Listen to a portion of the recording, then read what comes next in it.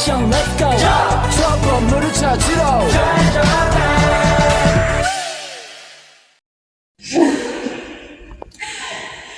Jangan apa ini, coba lihat di mana saya itu.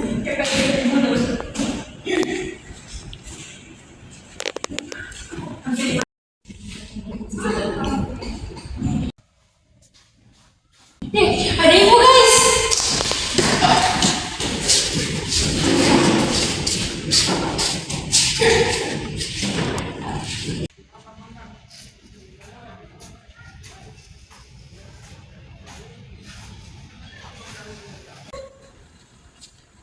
Assalamualaikum. Waalaikumsalam.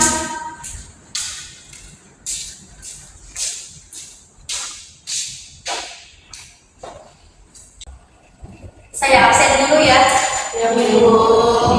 Yang pertama Anissa Sriwakuni. Hadir, Bu.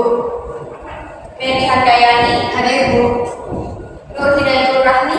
Hadir, Bu. Silvika Restiana. Hadir, Bu. Berarti hadir semua ya. Hadir semua, Bu. Selamat pagi adik-adik. Pagi, Bu. Bagaimana kabarnya hari ini? Baik. Sebelum memulai pembelajaran, seperti biasa kita bernyanyi dulu ya, untuk meningkatkan semangat serta motivasi dalam belajar. Oke, sudah siap? Siap. 1, 2, 3. Kalau kau suka belajar tepuk tangan. Kalau kau suka belajar tepuk tangan. Kalau kau suka belajar, mari kita lakukan. Kalau tak suka nanti ibu marah. Sekali lagi. Kalau kau suka belajar tepuk tangan. Kalau kau suka belajar tepuk tangan. Kalau kau suka belajar, mari kita lakukan. Kalau tak suka nanti ibu marah. Jadi materi pembelajaran kita pada hari ini adalah cerpen. Nah, sebelumnya kalian suka tidak baca cerpen? Suka. Kalau suka, coba jelaskan. Tidak. Coba kalian sebutkan apa itu singkatan dari cerpen. Cerita pendek, Bu. Bagaimana itu cerita pendek? Ada yang bisa menjelaskan? Baik, Bu. Silakan. Cerita pendek itu cerita yang isinya itu pendek dan biasanya hanya 1 sampai 2 halaman saja. Baik. Apa ada pendapat yang lain? Saya, Bu. Silakan. Cerita pendek itu cerita yang singkat, padat dan jelas, dan hanya terdiri beberapa ringkas saja. Baik, terima kasih atas jawabannya. Selanjutnya itu, apakah ada yang tahu tujuan dari seseorang menulis cerpen? Saya Ibu.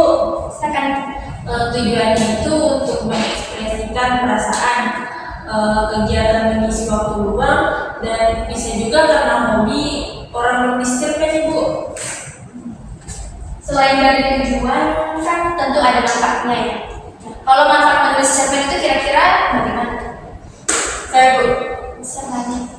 Manfaat dari cerpen itu yaitu menghibur pembaca atau diri sendiri, terus mengasah tingkat imajinasi. Apa ada jawaban yang lain? Saya, Bu. Silakan. Yang pertama itu meningkatkan kreativitas dan bisa juga memberikan pesan moral dalam cerpen. Jadi pada intinya cerita pendek atau cerpen itu merupakan salah satu jenis prosa yang isi ceritanya hanya dibuat-buat atau bukan berdasarkan kenyataan, tanda kutip fiksi. Nah, cerpen ini memiliki ciri-ciri yang pertama yaitu fokus pada satu konflik atau masalah, fokus pada satu tokoh saja, bersifat fiktif, dan penggunaan bahasanya yaitu menggunakan bahasa sehari-hari, dan terakhir ada kesan serta pesan yang berusaha disampaikan oleh penulis. Selain itu, di dalam cerpen juga terdapat struktur-struktur serta unsur-unsur yang membangun dari cerita pendek ini. Yang pertama yaitu struktur.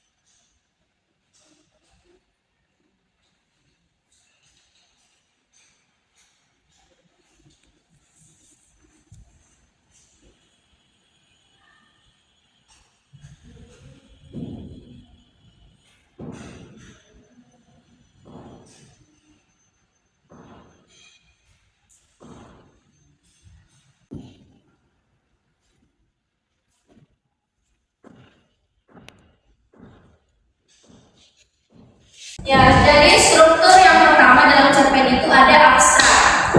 Nah, abstrak ini sendiri merupakan gambaran awal dari sebuah cerita. Abstrak itu merupakan opsional atau bisa dimasukkan ke dalam cerpen, bisa juga tidak. Yang kedua ada orientasi. Orientasi berkaitan dengan latar cerita seperti tempat, suasana, waktu, dan lain sebagainya. Lalu yang ketiga itu komplikasi. Komplikasi adalah konflik atau permasalahan yang mulai menjadi fokus utama dalam cerita pendek tersebut. Lalu yang keempat itu ada evaluasi. Evaluasi merupakan bagian klimaks atau menuju penyelesaian dari komplikasi yang terjadi sebelumnya tadi. Lalu yang terakhir ada resolusi. Nah, resolusi mencakup bagian dari pemecahan masalah dari konflik-konflik yang terjadi pada bagian komplikasi dan evaluasi. Lalu selanjutnya ada unsur pembangun dalam cerpen. Unsur pembangun dalam cerpen ada dua. Yang pertama itu unsur intrinsik dan unsur ekstrinsik. Unsur intrinsik yang pertama yaitu tema, yang kedua tokoh dan penemuhan, yang ketiga latar, keempat alur dan plot, kelima sudut pandang, dan yang keenam itu amanat, serta terakhir gaya bahasa. Untuk unsur ekstrinsiknya ada tiga: latar belakang, latar belakang masyarakat, dan nilai-nilai kehidupan. Sampai di sini apa ada yang bertanya? Tidak ada Ibu. Ya, kalau sudah tidak ada, di sini saya ada contoh untuk kalian analisis unsur-unsur intrinsiknya. Ini bagian belakang.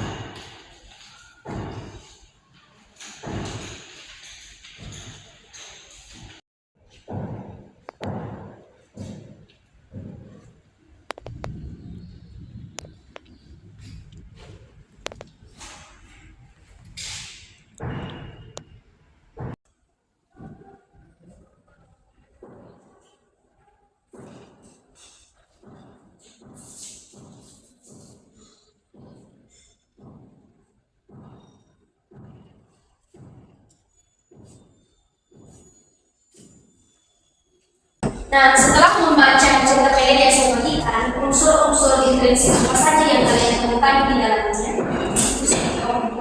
Saya dulu tema yang saya temukan dalam cerpen yang dibaca tadi yaitu konflik di lahan perkotaan. Yang lain? Saya unsur intrinsik tokoh dan penemuan. Tokoh yang pertama itu untuk dalam, karakternya yang kuat dalam mempertahankan tanah warisan leluhurnya. Tokoh yang kedua itu Mutu sebagai peran antagonis dalam cerpen tersebut yang ingin merebut tanah warisan dari Tok Dalam. Unsur selanjutnya? Saya Ibu di bagian latar Ibu. Latarnya itu pinggiran kota, siang hari, masa di mana terdapat banyak penggusuran tanah dan pergantian fungsi lahan dari tempat pendulik menjadi perkantoran Ibu.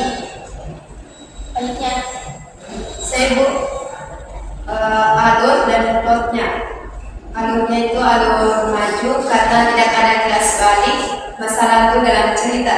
selanjutnya, Saya Bu, ya.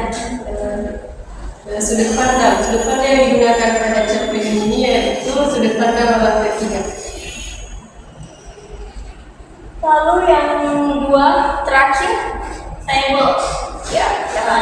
amanat yang bisa diambil dalam cerpen tersebut yaitu pertumbuhan perekonomian harus dibatasi dan berkemanusiaan. Terakhir, Ibu di bagian gaya bahasa. Gaya bahasa yang digunakan dalam cerpen ini Ibu formal dan santai. oke bagus. Aplaus dulu. Bu, Ya.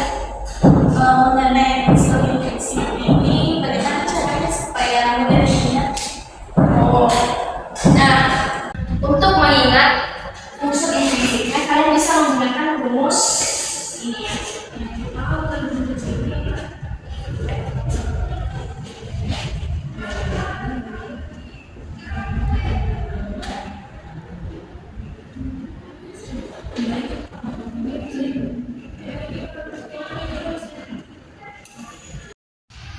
Itu singkatannya dari apa, Bu? Oke. Nah, pertama itu telur. T ini tema. Lu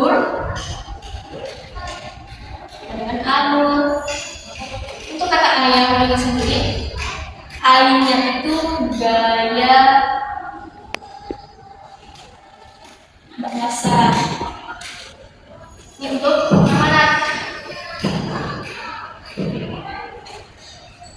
Untuk tato, L-nya itu latar, TO-nya itu tokoh dan penokohan.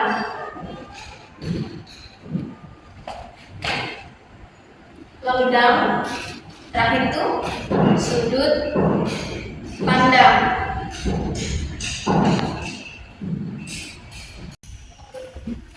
Kita sudah paham? Paham, Bu.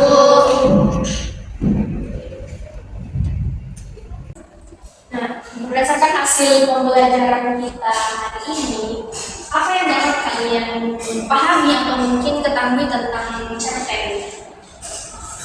Ada yang mau jawab?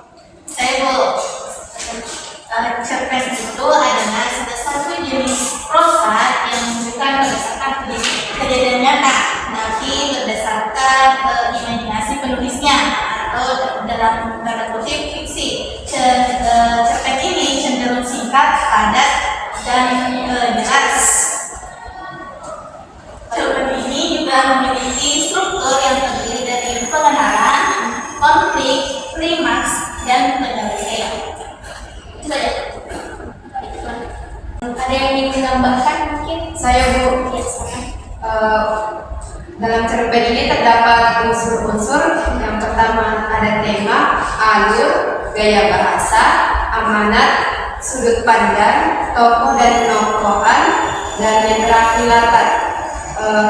Di sini kita dapat mengingat sebagai pengingatnya yaitu telur ayam batokdan.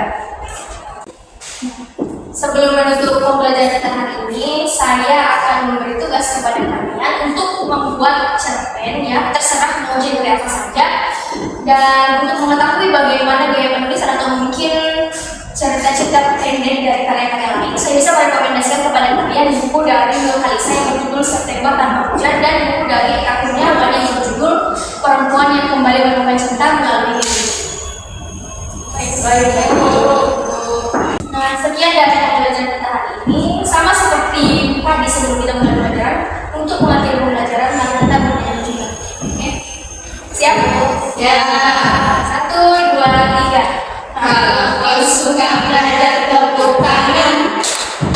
Kalau kau suka belajar tepuk tangan. Kalau kau suka belajar, mari kita lakukan. Kalau kau suka nanti ibu marah. Oke, terima kasih. Terima kasih, Bu. Terima kasih Bu. 그대와 함께 달려 Ready for action let's go 저 건물을 찾으러